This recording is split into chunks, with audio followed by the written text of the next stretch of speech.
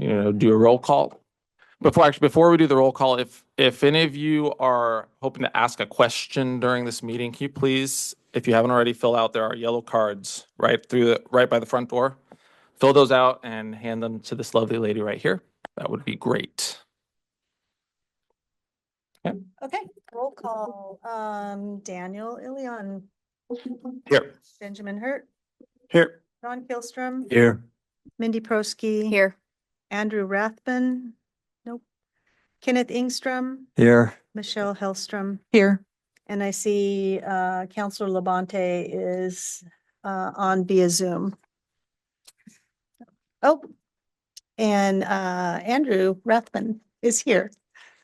Yes, I'm here. Thank you.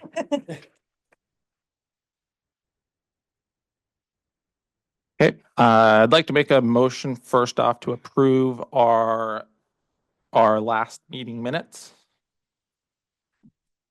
Second.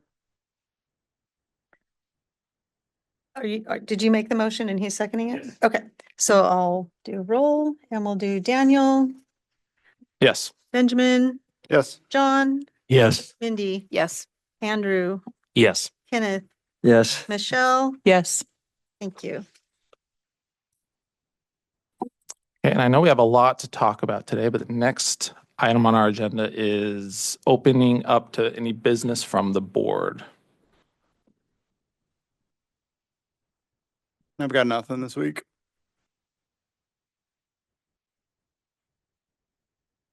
A lot of paving, congestion going on.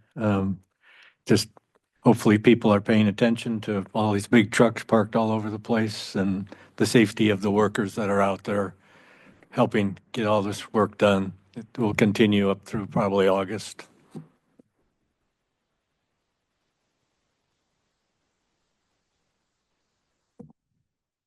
Okay, if there's no more business from the board, open it up to our roundtable discussion before we will pass it off to the chief. I have a question about the bike striping or the striping on Dartmouth. It was just repaved, and so when they stripe it, is it going to be the new striping? Does anyone know? I'll cover that during my updates. Okay, good. Yeah, I think most of the stuff will go on your updates, Chief. I think the only thing that we talked about last time was McLaughlin and Arlington, if that has advanced at all. Do we have any updates on that? I'm sorry, say that again. Sorry, McLaughlin and Arlington intersection with ODOT. Yes, I've not heard from ODOT regarding that. Okay. Well, one thing I wanted to point out, I think at the last meeting, there's some discussion about the bushes at Oatfield and Webster, and I just want to report that they have been trimmed and the sight distance is better now. Yeah, and the grass mowed. I saw in the report for the city that they're looking at putting a crosswalk somewhere between Glen Echo and Dartmouth across 99. Yeah, that's correct. I'll also provide that in my update.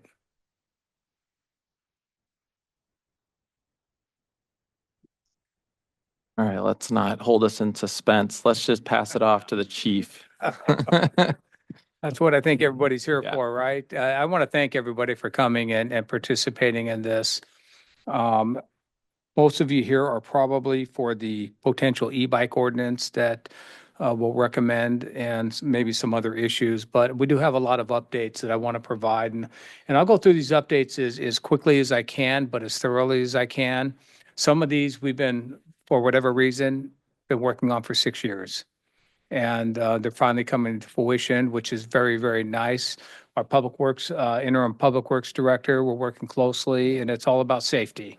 And it's nice that we're able to move forward with these things.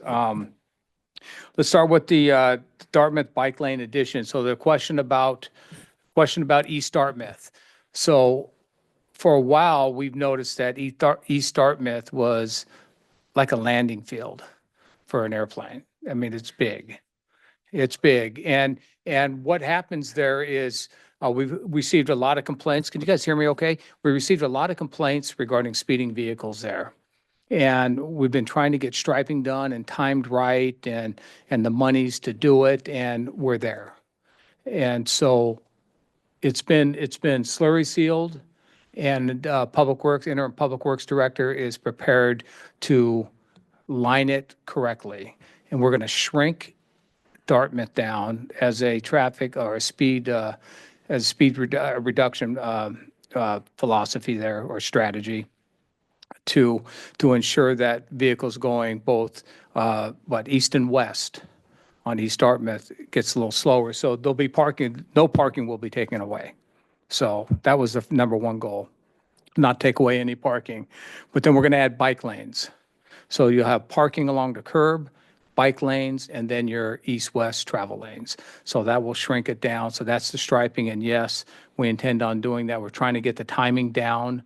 We'll have to notify the citizens, the community members who live on Dartmouth. I know there's some exciting people about that because they've come to us and talked to us about Dartmouth. And so we're going to continue to move forward with that. So some notifications will be made, and the striping will be coming, and it's actually going to look very good. And it's going to really tie in to what the city's doing with the downtown revitalization and the parking and the striping and everything else that's going to go on downtown in the future. So that's kind of what it will look like if you can see it up on the board. I know it's kind of hard to see the bike lanes and the parking, et cetera, but it'll shrink that down in hopes of reducing speed. So let's move on to the stop sign. Yeah, go ahead. Let's see. Okay, so on East Dartmouth between Chicago and Portland Avenue, there'll be diagonal parking. And so that'll come in and really slow people down as they enter that intersection where we anticipate a lot of people. And when doing that, as you know, there's some development going on at the old library. So that's going to help that business down there. It's going to maintain the same parking structure that's currently there on the one side, on the north side by the library, just run it all the way to Chicago. So that will take care of that, and it's actually going to look good. And obviously the traffic engineers put all this together for us. So does anybody have any questions regarding any of this, any of the striping? Yes.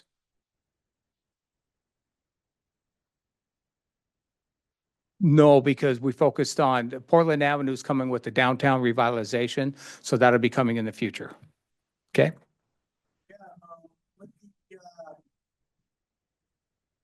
the restructuring, East Dartmouth, is it still gonna be wide enough? Do we get a lot of big delivery trucks that come down there? It's going to be the industry standards. That's not going to change. Yep. Yep, industry standards. So you couldn't put lanes in. We couldn't do it unless everything fit. Yep. Will there be any time restrictions on the parking on Dartmouth? No, that's still going to be residential, and it's for the residents to park there. It's a public street, so there'll be no time restrictions on Dartmouth. Can you go back to the library parking real quick?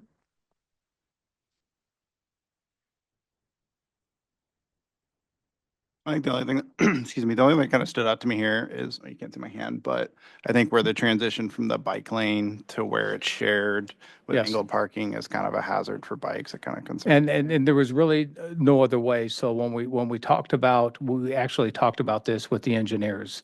And it's not only towards Portland Avenue, but even up at Oatfield. And so that transition is going to be small, it's going to be tight, but people are going to end up slowing down and having to be careful. The concern, obviously, as you're probably thinking, is cars backing out. It's going to be new for everybody. There's going to be a change.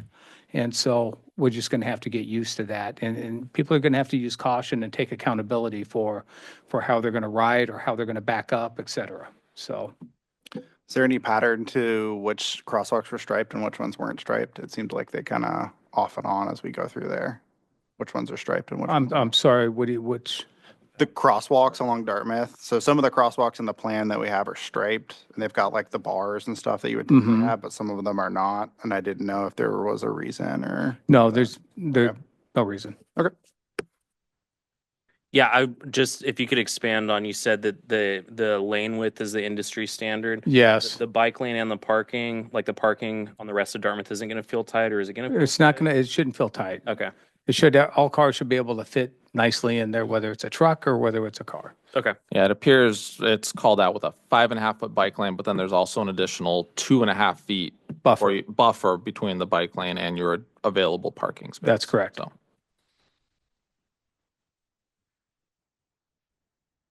I think this will work out well. We've been wanting this for a while and it's coming to fruition. So, and it's not only that, it's going to make that street look absolutely fantastic. when is that striping planned? Well, Do we know? it depends. It could be tomorrow, which would be in a hurry, and I'm not sure that will go well. But I hopefully will know something tomorrow about when it's going to occur. But it should occur fairly soon. Okay, thanks.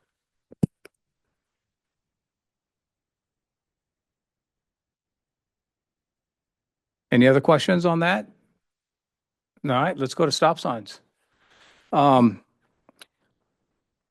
Since I've been here since 2019, there's been a lot of near misses. We have a lot of uncontrolled intersections, especially in the lower part here of Gladstone. And this project is aimed to improve the safety and traffic flow in neighborhoods, and they also address concerns raised by residents. So what we're really looking at is all north-south primarily get stop signs.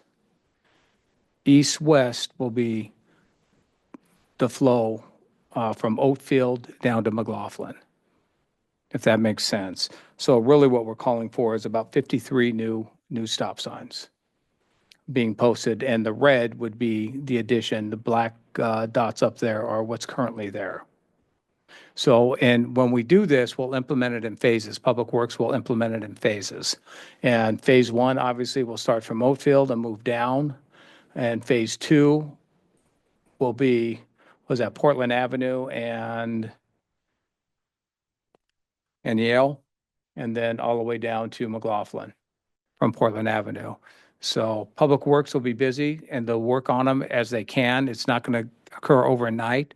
It's going to occur over a few months. So, and you'll see traffic changes. There'll be signs out for traffic control, changes and all that as required. So all that'll come into fruition. And frankly, it's going to make the town safer as you're driving through.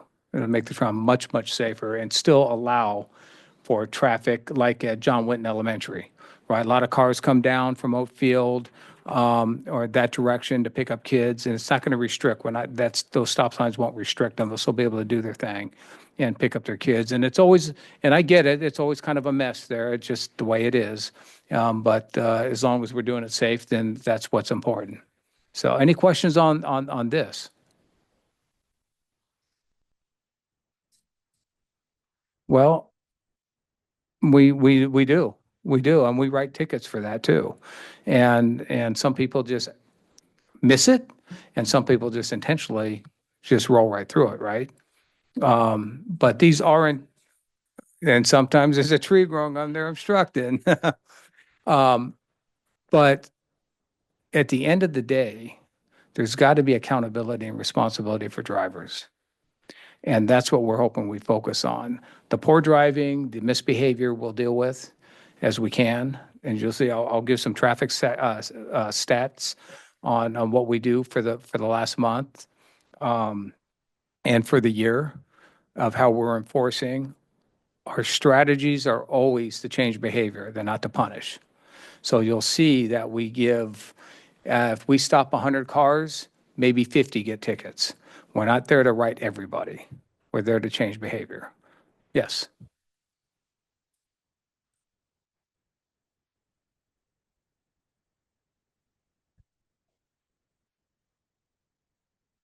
Because actually Arlington is a thorough, it's still an east-west.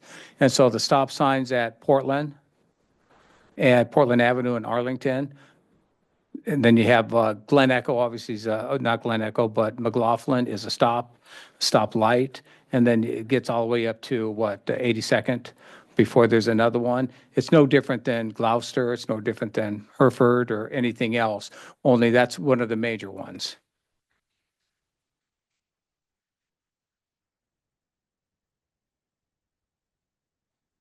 Hmm.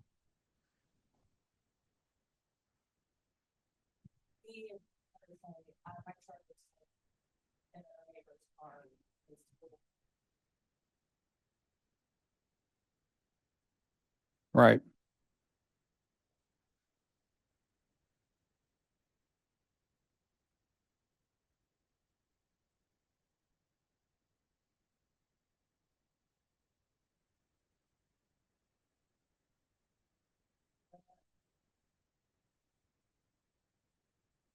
Well, I'll tell you what, we'll look into it, and I can't promise it, but we'll look into it and or other strategies on how to deal with the neglect and the driving. Because we do, so we receive grant money, which is what we consider our traffic team, overtime money for distracted driving, for speeding, for DUII, for seatbelts. And we can apply some of those in those areas. And I know our officers sit out there and they're up and down Arlington a lot. So I'm even up and down Arlington a lot. And they get scared when I have to stop somebody. My guys get scared. So, yes.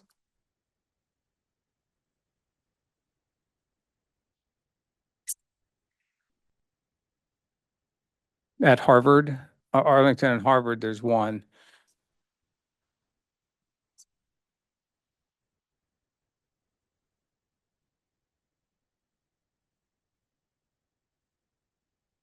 Okay, well, I can look in and what information is out there regarding crosswalks. Yeah, so we'll look into that.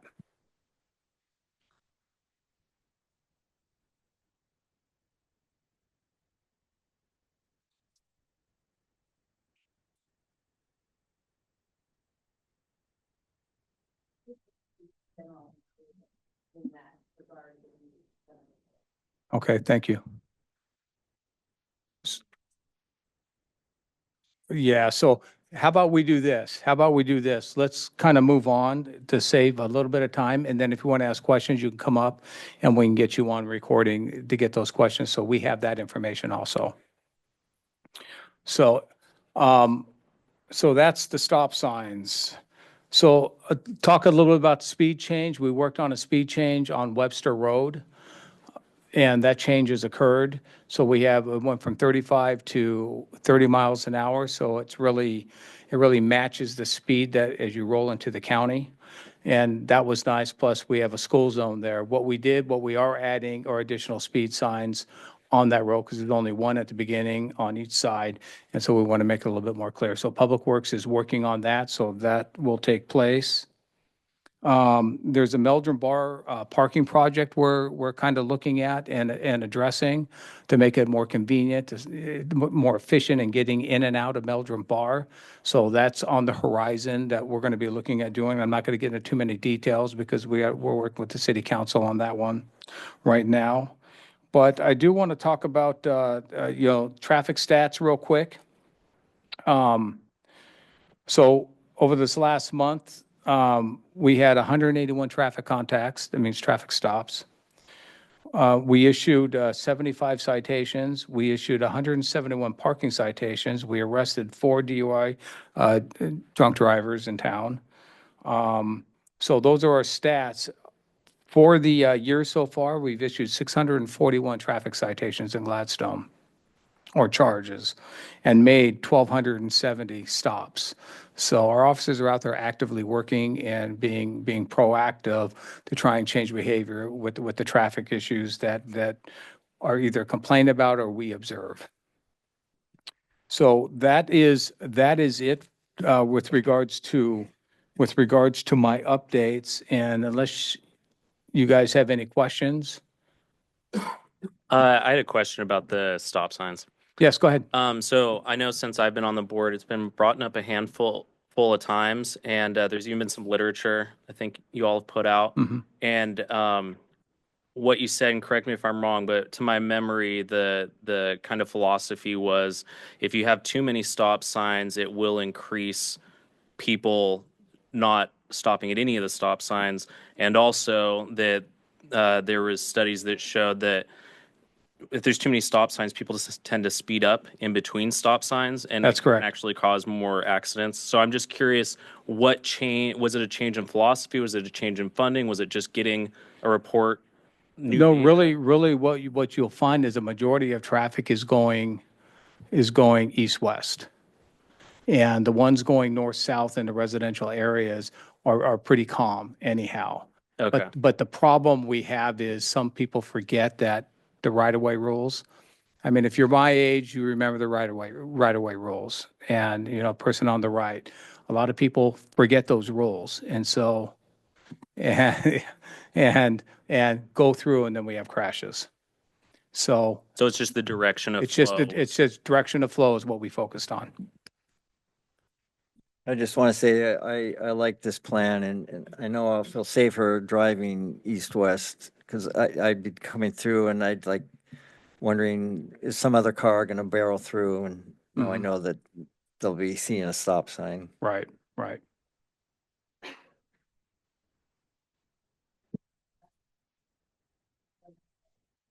Can't have speed bumps because we're talking Glen Echo going from Oakfield down to Portland. It's just an absolute hill. And I mean, it is at my house, if you're picking up 50 miles an hour, I don't care what it is, but that's what they do.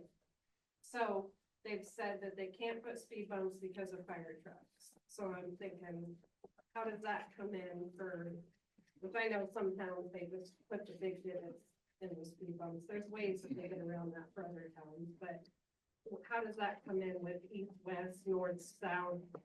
Like, are we thinking speed bumps on some of the, Actually, in working with, and we don't, Public Works has shared the studies that speed bumps aren't necessarily a solution. They're not a solution.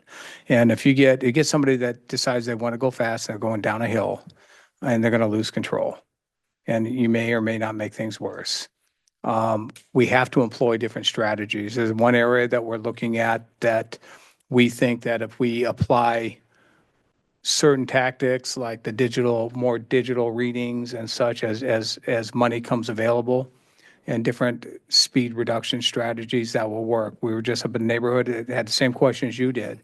And we've been up there running traffic right now. And it's down a hill and everything else.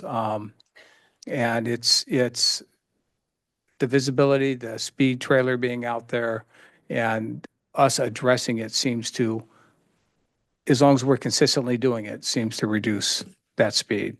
So it's not, there's no perfect system out there. There's no perfect system out there. Just a comment, I noted the old stop signs seemed to always be where there was clear vision that you could see all the way around, and you really didn't need a stop sign there, but this is good to take that away and not leave it so that it's a choice here and there. Right.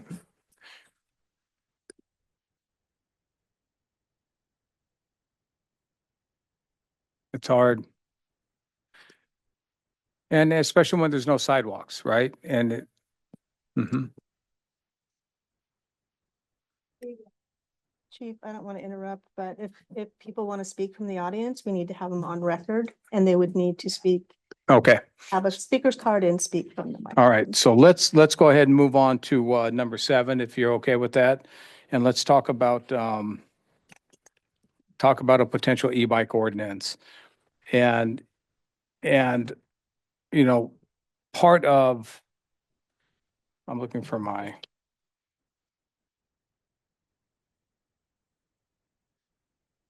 can't find it.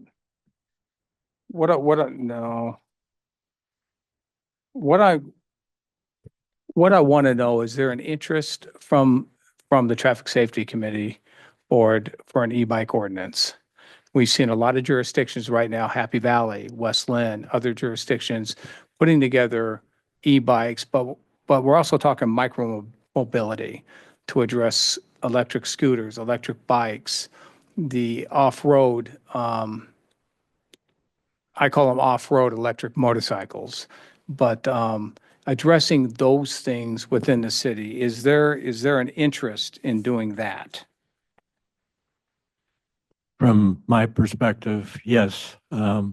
Starting to see kids getting hurt, killed, adults by not following the traffic rules. Mhm. I also think it's a good idea to have an ordinance regarding that. Okay. Yeah, I think one of the things that we've talked about a lot is we don't want to make an ordinance just to make an ordinance because there's a perception of a problem. We need to hear from folks that there is a problem. And I think there's a lot of people here tonight that maybe have some good input on that. I think that's a really valuable thing to hear. But also when making an ordinance, we need to be specific about what is the intent of the ordinance and what are the problems that we're seeing and does this ordinance solve that? So I think in general, in my opinion, there would be. We just have to be very smart about what we put in it and be cognizant of making sure it's thoughtful and not just a blanket statement or something like that. I agree. Okay. I Yeah. also agree. Yeah, I think it would depend. It would depend on the ordinance, and I would like to hear a lot of input from you on how you can kind of police that ordinance. And then, I'd like to see a good education campaign before it went into effect, to make sure that the community is aware of the rules. Okay. And I think that might be a good time to listen, hear from the audience on these and whatever discussions they want to have. So go ahead and Okay, so the first person is Marcus Matthews. If you wanna, My comments are not really about, kind of about the e-bikes, but it's mostly about my street. that's fine. That's fine. Come on up. You'll have your time. I need you to turn on the microphone and you'll have 3 minutes. Okay. My name is Marcus Matthews. I'm just going to read this statement. I live on Collins Crest Street, which is just up the hill. It's west of Oatfield between Glen Echo and the Webster Oatfield intersection. The street is residential and it's a wide, long, and straight downhill street that naturally encourages higher vehicle speeds. To the chief, I appreciate that a recent traffic study was completed on our street. The results told my wife and I that many drivers are traveling responsibly around the statutory speed limit of 25 miles per hour. However, the average does not capture the vehicles that travel significantly faster. The study recorded speeds as high as 45, and we regularly observe vehicles traveling well above what feels safe for a residential neighborhood. This is concerning because Collins Crest is an active neighborhood. Families walk here every day. Children ride bikes and e-bikes every day. People walk their dogs and residents back out of driveways along the length of the street. The combination of a straight downhill road and occasional excessive speeds increases the potential for a serious collision, even if most drivers are traveling appropriately. As parents of a 2-year-old daughter, this issue is especially meaningful to my wife and I. Like many young children, she's learning independence and does not always recognize danger. We want to feel confident that our neighborhood streets are designed to protect families when mistakes happen. I'm asking the committee to consider traffic calming measures for Collins Crest. I think, I don't know how this works, but like a 20-mile-an-hour speed limit, I think is still that's still plenty fast to get to where you're going. And then it sounds like maybe speed bumps aren't the best plan, so I'm not sure if that really makes sense. But like we see cars going like, definitely over 25, like over 30 regularly. And it's just, for me, what I tell my wife, like I'm concerned that it's not a matter of if, but when a car collides with either, a pedestrian, an animal, or like, there's kids riding their e-bikes up and down our road every day, like at 25, 30, like it's going to happen eventually, unless some cars slow down. Thank you for your time. Thank you, Matthew, or Marcus, excuse me. So the next person is Linda Ray Smith. And Linda, if you'll step up to the microphone, state your name, and you'll have 3 minutes once you start.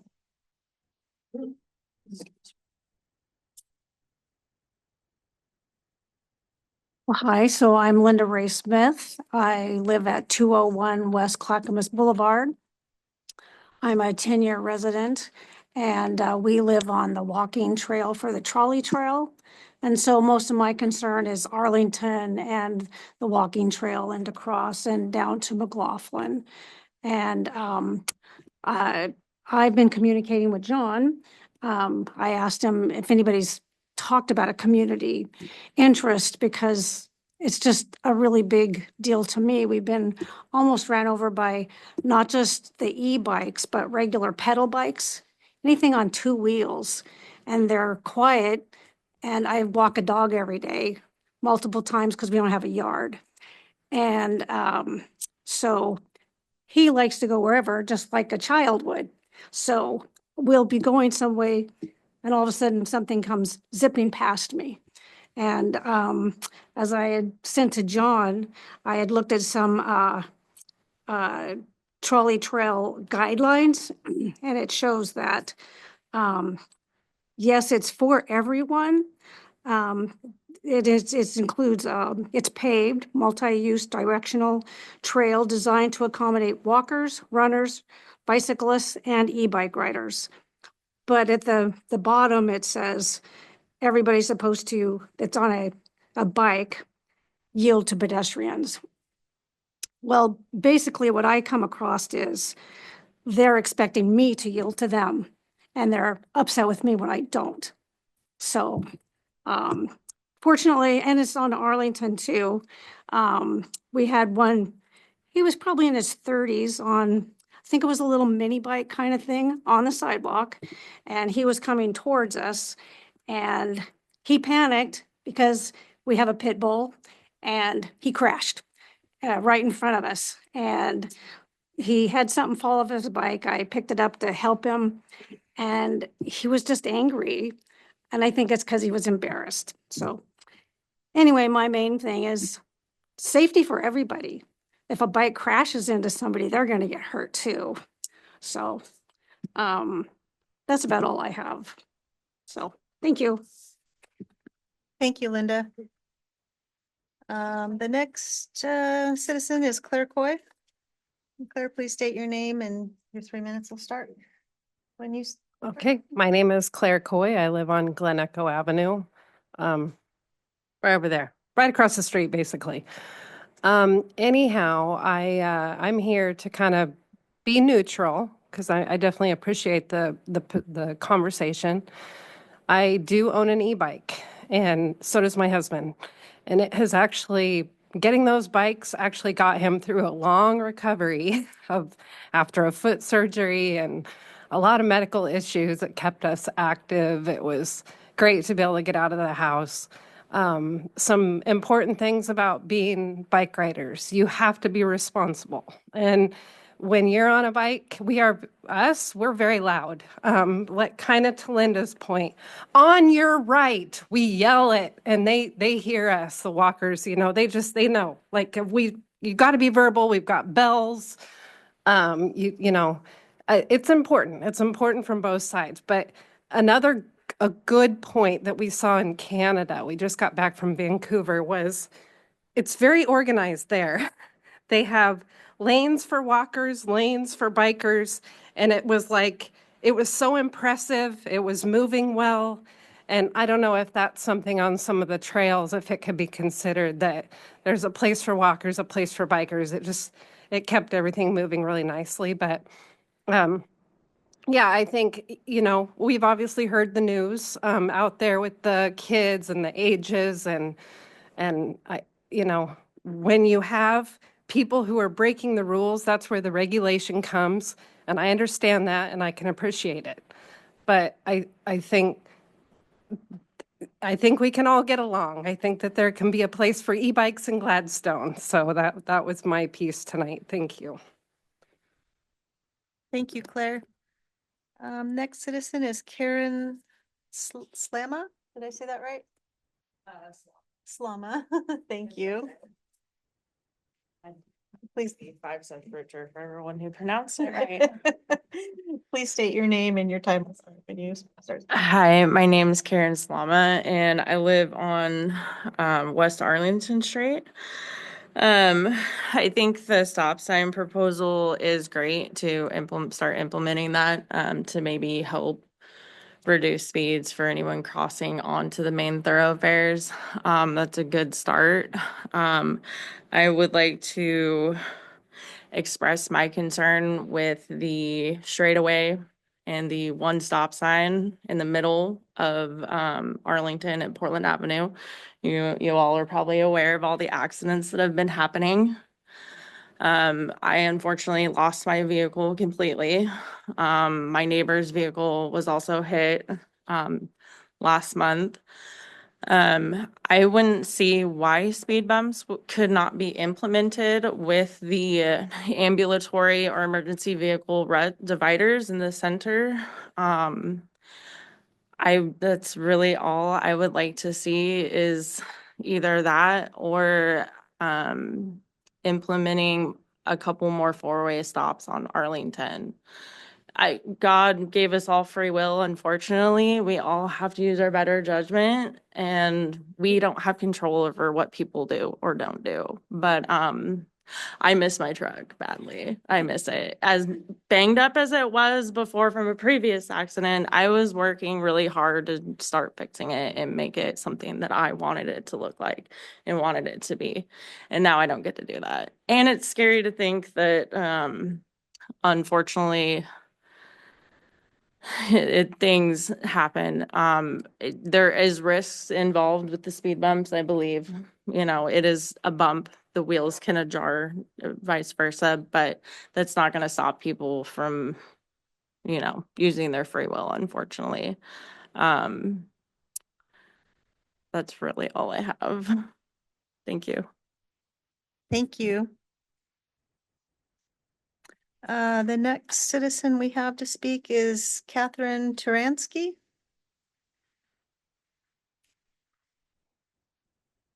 Please state your name and your time will start when you. My name is Catherine Turansky. I've lived on West Arlington, 370 West Arlington for 19 years. I have never seen so many accidents happen, especially 2 cars flip in front of my house within 6 months. That really made me concerned. I want to propose doing the speed bumps with, like my sister was talking about, or is there something else that we can do? Because I don't, it's scary. I'm afraid of a car coming through one of our houses. I mean, we're to the point where we're not parking on the side of the road anymore. They are parking, my sister and her boyfriend are parking in my front lawn. Because my car got hit, my neighbor's car got hit, another person's car got hit, my sister's car got hit within a year. I just ask that we can try something. Again, free will, yes, we can't fix everything, but if we could try something, maybe that's all I have. And I like the e-bike thing. That's a good idea. My brother has an e-bike scooter and my kids, older now, they were using those too. So, but responsibility for both bike riders, for e-bikes and regular bicycles should be used, but that's all I gotta say. Thank you so much. Thank you. Good question. Is there an age limit on the e-bikes and all these motor things that they do? Yes. Yeah, so the question was, is there an age limit on e-bikes? Yes, there is. 16. 16. In January, it moves to 14, I believe. So the Oregon legislation dropped the age to 14 in January 1. Yeah, yeah. Still 16. Okay, our next speaker is Malachi Malone.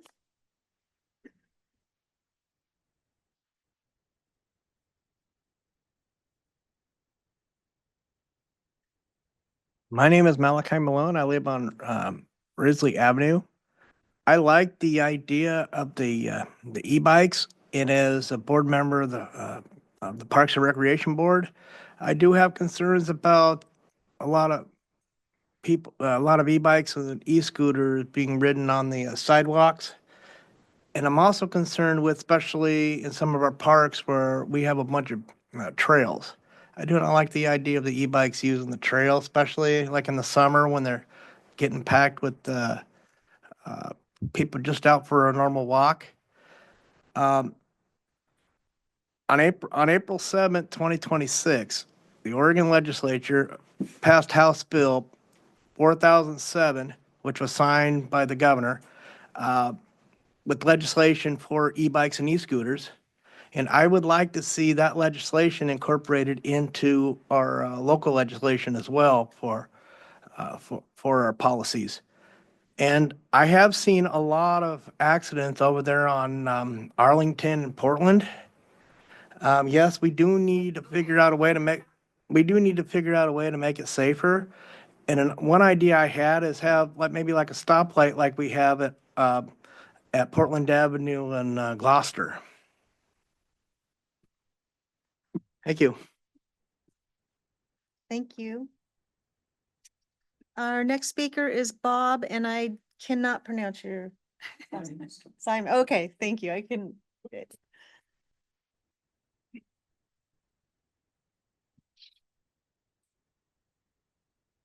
Yeah, as mentioned, my name is Bob Simes. I live on Clackamas Boulevard, not too far from Linda. And I wanted to echo a couple of things. I like e-bikes too, that I really wish I had one as a kid. Could have done a lot more things, but I strongly encourage you to consider some kind of ordinance. I don't know what the right answer is exactly, but like was mentioned, we walk dogs twice a day from roughly the powwow tree through the two parks, Cross Park and Chief Charles Ames Park, up and down that section. And there's one specific area that's most problematic, I think, in Chief Charles Ames Park. It's just a walkway. It's about like 150 yards long, probably. But the bikers like to cut through there. And there's a lot of dog walkers, and it's a very popular walking area for people also. So there's people in there all the time. And then not just e-bikes, but bikers. And the e-bikes now come in so many different sizes and shapes. I don't know what the regulations are on the different ones, but some people zip right by you. And there's been twice we have literally the dog is on one side, like Linda mentioned, shifts to the other side, and there's somebody right there going like 20, and we let go of the leash 2 times to prevent an accident. A good friend of ours who lives in Gladstone was pretty much wiped out by an e-bike on a very similar path, local. Like in the hospital, MRIs, kind of a stuff. Took him about a month to recover. So this isn't like, oh, this could happen. It is. I mean, don't remember her name, but she mentioned on your left, on your right, Yeah. which is great. That helps. A third of the people do that. A third try to give warning. A third of them don't do anything and zip by you. And it's kind of right in your ear, like it's kind of surprises you each time. Yeah. So actually what works really well are just the little bells, just ding. Those actually work quite well. Kind of do all of it. Yeah. Yeah. So like anything, some people do a great job of warning you and others don't. But just wanted to encourage you to say this is pretty real. And I know there's a lot of accidents happening, but I would strongly encourage you to consider an ordinance of some kind.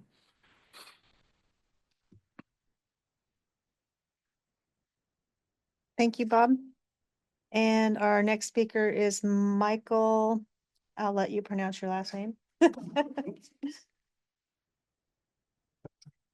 My name is Michael Caius. I live off of Clarendon Road, I walk Arlington often. I've seen several of these crashes.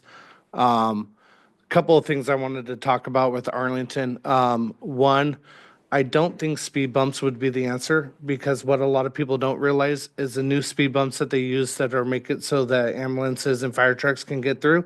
Any large vehicles can fit right through those areas also, so they go right around those bumps and go flying right through. And it sometimes actually causes more crashes because they hug the center line and they clip cars coming at them. I've witnessed it. I've seen it. It's not always the greatest. One thing I would suggest is maybe a speed traffic camera on Arlington. Um, the trailers are great, except there's no consequences from them.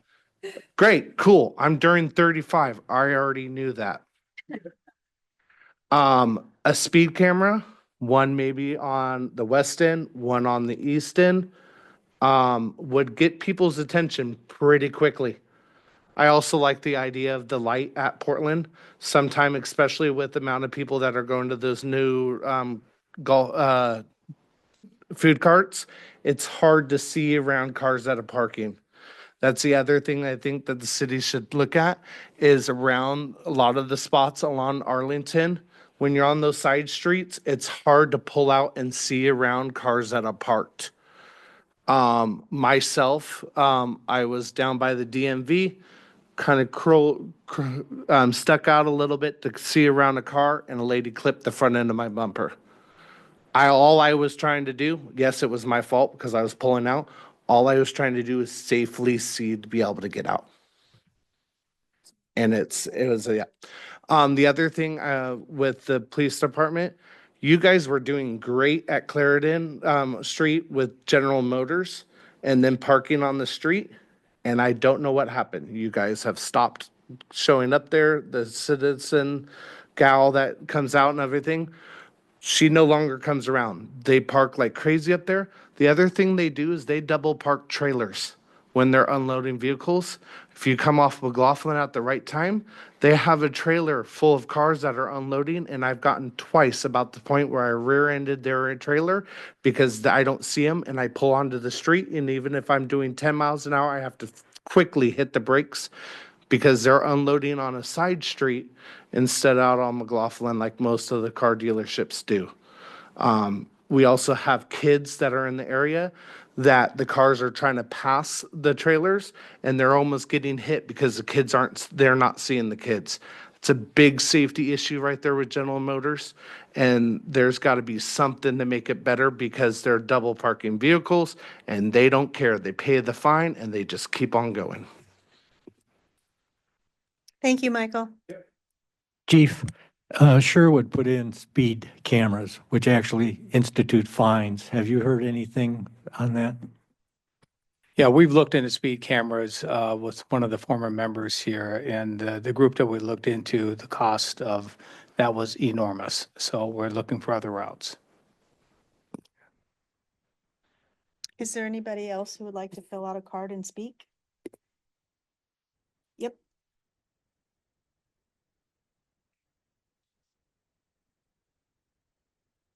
Yeah, I've already filled out the card, but I have one more comment, if I may. If you can wait till the end. I can Okay. do that, yeah. Yep. Yeah, Chief, I think, kind of as they were talking, what I was just kind of wondering in my mind is some of the behaviors that have been described of e-bike users. I mean, I'm sure some of this stuff, there's already laws on the books that they're not obeying because I guess what are our rules? They're treated like bicycles. Yes, they're very difficult to enforce. Yeah. And that, which is why we were looking at requesting an ordinance, if there's an interest in an ordinance. That would really tie it down to, we know what to enforce, how to enforce it, what rules will apply. I agree. I agree with Claire and others that there is room for e-bikes. There is room for responsible e-bike riders. I agree wholeheartedly with that. And, but what I disagree with is when I found a young kid, not from our city, riding a wheelie down Portland Avenue. That I didn't appreciate. But, and that's the sort of the things we need, that we're looking to address more. And we addressed that issue, don't get me wrong. But making it a little bit more clear, because our vehicle code book isn't always clear, isn't always, doesn't necessarily have enough teeth to change that behavior, if that makes sense. Okay, Barbara, I'm gonna let you pronounce your last name also. Okay, is this already on? 3 minutes. Okay, I'm Barbara Richoppe. I live across from Max Patterson on Fairfield. I was gonna say, I believe Sherwood got grants to receive their 2 mobile cameras, so that might be something, if we're getting grant funds, that maybe if we could, get 1 or 2 somehow on a grant, that might be great. Because I also think that would be great. E-bikes, there's all these different variations. I think it comes down to education. I personally teach driver education. I've also personally been affected in my family by somebody who died on an e-bike. So it's very sensitive. And it's not fair. Like, these kids are getting on a bike. It's the parents' responsibility to educate. It's the parents purchasing them. These kids are far too young and they're dying. They're getting head injuries, all these things. It's not okay. I see him in the street riding, I was a kid, I was that same kid, but we had helmets, or, we're not riding in the street on these fast machines that they don't have the education to handle. And that's part of it. And then they're not getting out of the way of cars by the park. They're riding in the street, just doing whatever they want. And it comes down to education, right? I don't have a problem with them, but they also should be treated like a car. Bikes have the same rules of the road as cars do, right? They get a ride in the street like the cars do. They have to follow the road. Same thing. The e-bikes have to follow the same rules of the car, right? So when you're talking about being on the path, these bikers should be getting onto the roadway and using the roadway, not the pathway, for the pedestrians. That's where the pedestrians have the right of way. So it comes down to education for me in that. We need to educate the public. What is it that they need to do? What is the right thing to do? And all these different classes, whatever it is. But education, I think that has to be the first foremost. And it needs to be appropriate for the kid, right? I see this kid in my neighborhood, and he's riding this e-bike or e-scooter that is far too big for him. That tells me he's riding an adult thing. He should not be on that. And then he's got his phone out and his helmet not buckled. What's going to happen to him? And I don't want to see that. I don't want to witness that. I've been affected by this already. So there needs to be something. And education is where it starts for me, right? Parents, that's where it starts. And they have consequences. And when that happens to their child, like this 14-year-old in Beaverton, that affects, my stepdaughter goes to that school. So that affects a whole nother community, And I talk about this. When I teach driver's ed, I teach my teen drivers what to look out for, right? But this whole other thing is happening over here, and it can't be prevented. So it starts with education for me. So that's all I have to say. Thank you. And we have one more, John Precor. Yeah. Hello, John Precor, Clarendon. I'd just like to tag on to the whole education aspect, because our son has a e-vehicle, and, I've tried to reach out. I learned as much as I could about them and existing laws, before we went into it. And communicating with other parents, 9 out of 10 parents I talked to had no idea there are even existing laws in Oregon about e-bikes, or how you define an e-bike, what the different classes are. They just don't know, they find something on Amazon or Walmart that says e-bike, and then they buy it. And some of these things go like 50 miles an hour. They have no quality control, yada, yada. But, if you get into the technicalities, those things are actually classified as, I think you're most correct, like electric motorcycles. And just maybe even starting with outreach, just education, making people aware that there are laws, that exist now. And on top of that, having our own ordinance, of course, but there are existing definitions of what e-bikes are and what age groups and how fast they need to go to be official e-bikes. Could be a first step. Thank you. Thank you. Is there anybody else that would like to fill out a card and speak? You had one last comment.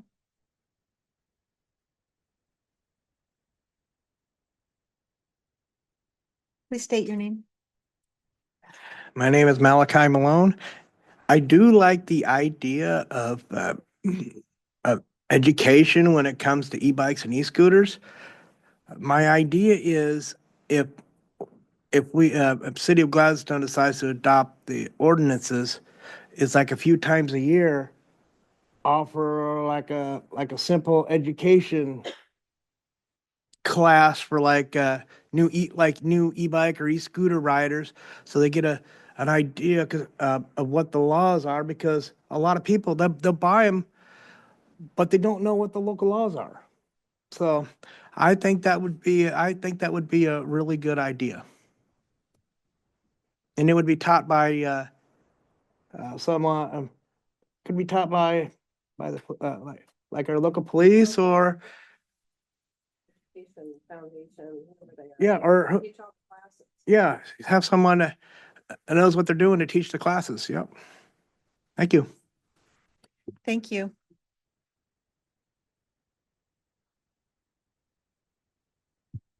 Hi, my name's Karen. I live on Arlington.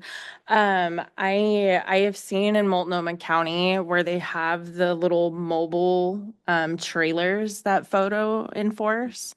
I don't know if that would be a lesser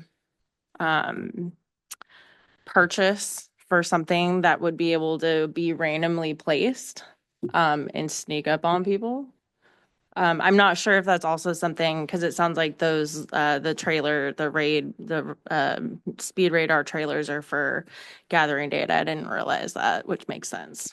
So I also learned something today, but I don't know if that would coincide with just gathering information, or, I mean, if they're taking a photo and it's on a trailer, I would think it would maybe be something to also look into.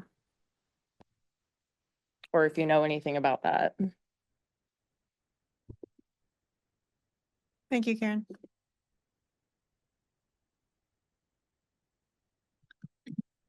Yeah, thank you guys so much. I appreciate all the comments from the public. I think our safety committee has a lot to discuss in future meetings, that's for sure.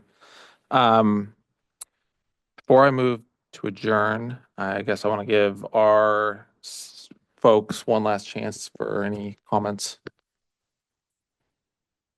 Chief. One, I just want to thank everybody. We've listened, we've taken notes, it's being recorded, and this is going to help us. You know, one thing that I wanted to share with everybody, yes, we are looking at different options for photo speed enforcement. So there's other companies out there besides the one that we did. So that might be coming in the future at some point for everybody. So just for your awareness. But the whole idea regarding e-bikes is really to regulate the operations of electric-assisted bicycles and certain electric micromobility devices to promote public safety, reduce conflicts in shared public spaces, and protect pedestrians, bicyclists, and other users of the public right-of-way. That would be our goal. Not to eliminate them, but to increase the safety protections of them. And I agree with the accountability piece. I do believe it starts with parents. The people the kids that I've talked to about when I see them riding the bikes, and believe me, their parents get called, and they have no idea. They have no idea. And when someone tells you it's an e-bike, but it doesn't have pedals, and acts like an electric motorcycle, and you're doing wheelies down Portland Avenue, that's a problem. And so hopefully that stuff gets corrected. And that's what this ordinance is to address. It's to address the reckless and careless behavior.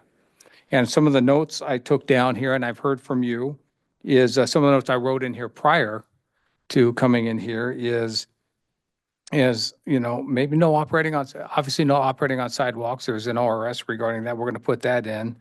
But then what other areas that we would want to consider? It sounds like we are interested in an ordinance and moving forward with an ordinance as long as it's done correctly.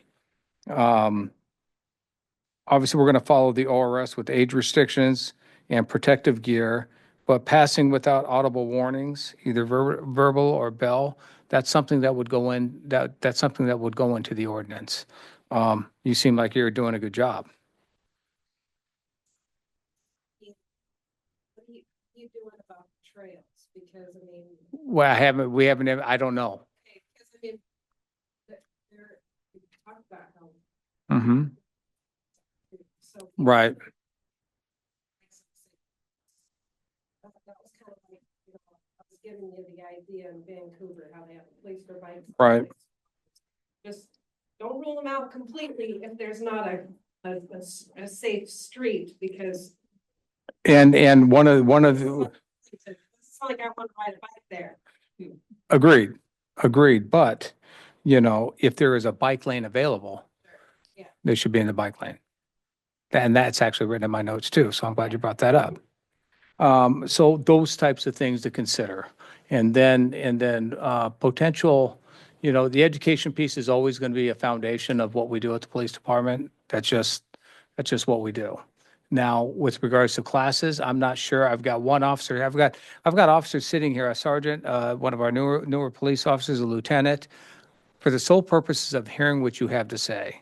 Because I can translate it in a briefing, but when they get to listen and look at your mannerisms and feel what you guys are saying, that's important. So they get to share that now.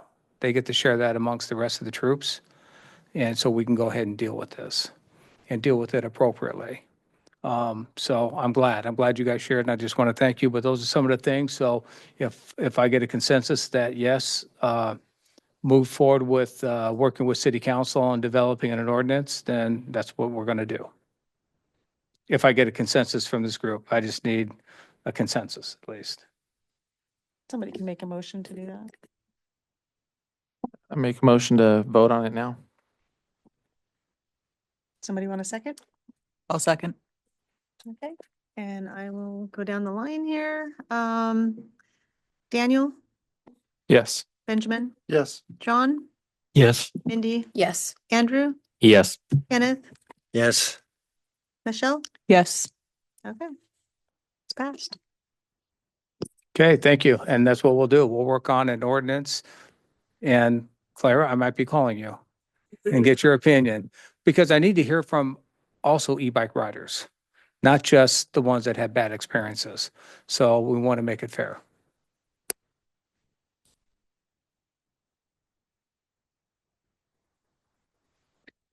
No, but you're close to the police department. So Well, I think I'm going to, it's on the agenda right now, as long as we got a consensus, which we do, to share with the city council in I believe, the July city council. So we'll move forward with that, share, see where they're at with that, and then we'll get some direction and move forward with it. So I've got some work to do, obviously, before the July 14th city council meeting. Some staff reports, some research. But if you looked at Happy Valley's ordinance, I'll probably baseline that, because it seems as long as if all the jurisdictions are consistent with what we're doing, it makes it much easier. Makes it much easier for everybody, all the communities, because everybody ties in together. So. All right. do we get an opportunity to provide feedback on that prior to going to council? Yes, we'll send it out. Okay.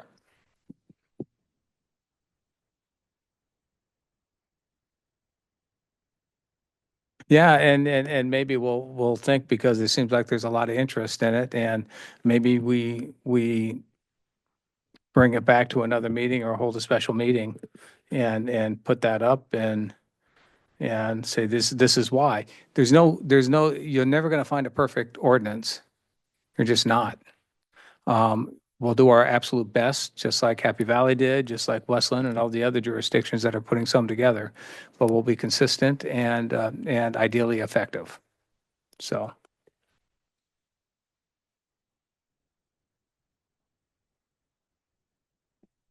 It won't be when you go home, but they will post it online. There'll be some kind of a link that takes. Yes. Okay, thanks. That's all I had. Thank you, unless you have other questions. No, thank you, Chief. I really appreciate all your input on this. And thank you again to the public. This has been very helpful for our group. And again, we're here as a group looking to get to the safest possible solution for Gladstone. I mean, I know all live here in Gladstone, and this is extremely important to us. And so I do appreciate having the public coming in, giving us their input. It means a lot to us. So with that, I'd like to move to adjourn. I'll second that motion. Okay, I'll go down the line. Daniel, Yes. Benjamin, Yes. John, Yes. Mindy, Yes. Andrew, Yes. Kenneth, Yes. and Michelle. Yes. We are adjourned.